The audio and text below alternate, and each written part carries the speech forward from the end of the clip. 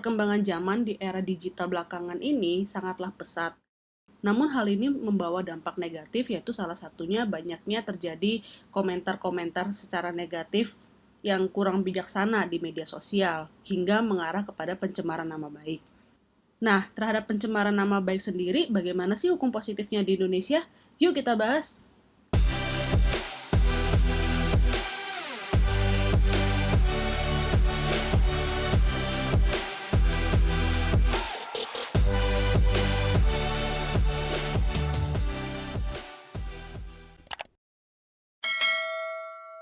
Hai Hukum Minders, aku Li, welcome to channelnya Hukum Mind. Gimana nih kabar teman-teman semua? Semoga selalu dalam keadaan sehat ya.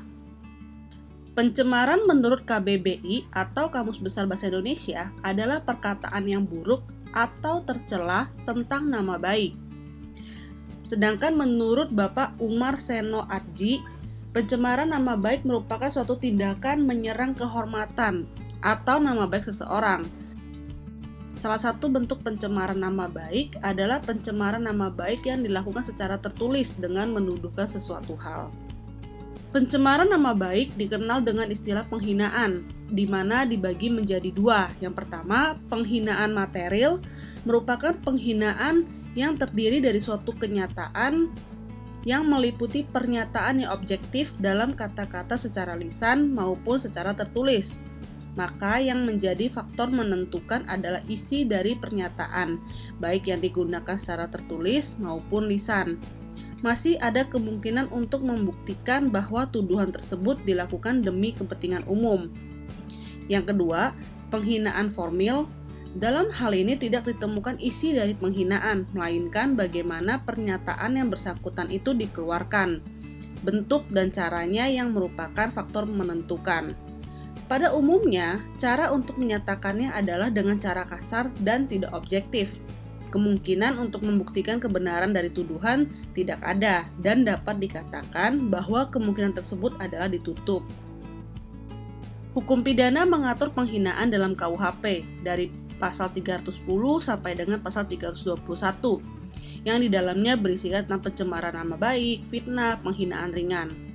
Nah, berdasarkan KUHP, pencemaran nama baik sendiri tertuang jelas dalam pasal 310 yang berbunyi, ayat 1, barang siapa sengaja menyerang kehormatan atau nama baik seseorang dengan menuduhkan sesuatu hal yang maksudnya terang supaya hal itu diketahui umum.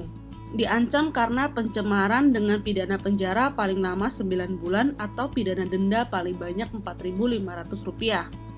Ayat 2, jika hal itu dilakukan dengan tulisan atau gambaran yang disiarkan, dipertunjukkan atau ditempelkan di muka umum, maka diancam karena pencemaran tertulis dengan pidana penjara paling lama 1 tahun 4 bulan atau pidana denda paling banyak Rp4.500. Ayat ketiga, tidak merupakan pencemaran atau pencemaran tertulis jika perbuatan jelas dilakukan demi kepentingan umum atau karena terpaksa untuk membela diri.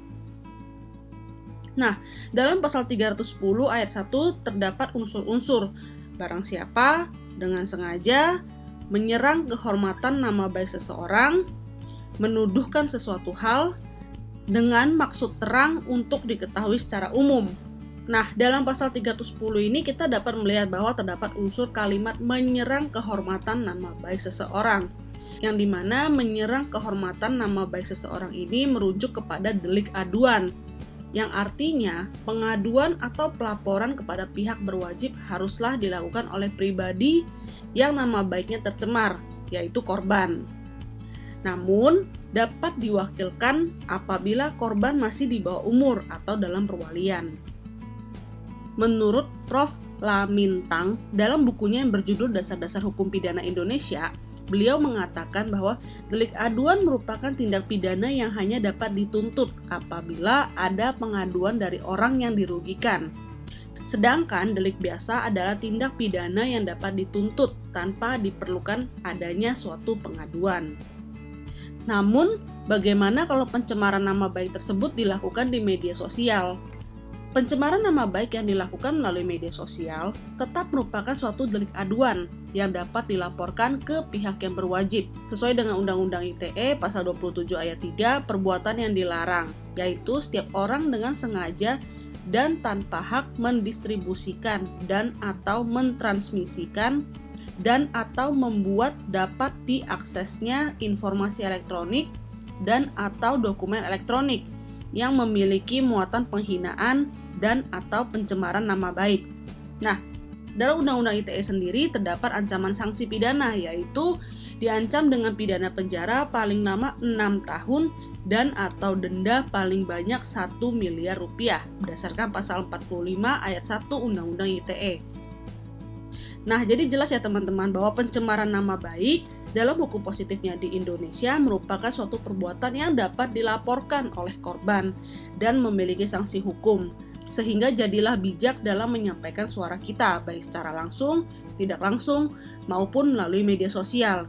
Banyak banget kita lihat di sekitar kita karena kemudahan dalam mengakses media sosial sering membuat kita kurang bijak dalam menyuarakan pendapat yang dimana malah menyinggung pihak lain sehingga dapat melaporkan kita ke pihak yang berwajib.